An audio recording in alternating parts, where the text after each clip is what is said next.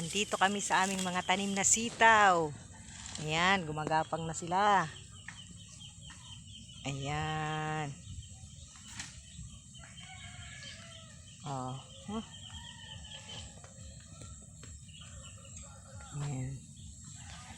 Gumagapang na sila. Ang mga okra medyo lumalapad na rin ang mga dahon. Bagong abono pa lang yan. Yan ang mga mani. Ang mani namin ay mga namumulaklak na. Ayan, ang bilis niya talaga. Oh. May naglilinis doon sa kabilang dulo.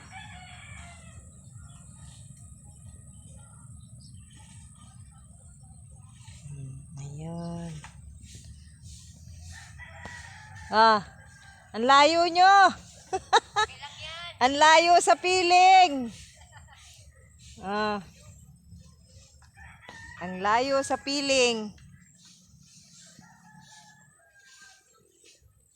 May nakita akong balagon ganito, pinupuno ko.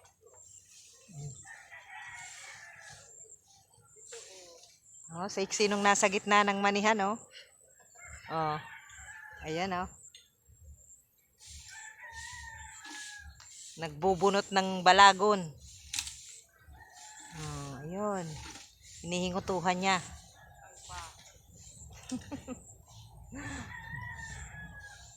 Huwag mo na dyan linisan. Dito ito sa tinatampayan natin. Ay, sus.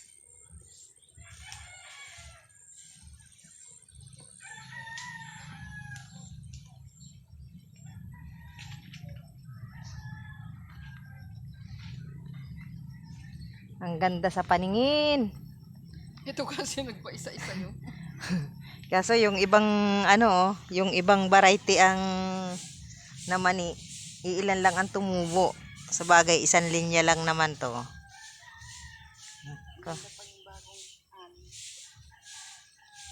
Yung mga bagong ani na itinanim, ayan, ang lalaki na. Ang dami na niyang bulaklak na.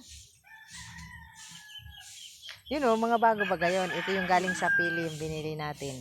Yun yung mga binhi natin na yung nanggaling sa inani natin. Yung kulay ng dahon niya, green na green, ano? Oo. Saka ang tataas na nila.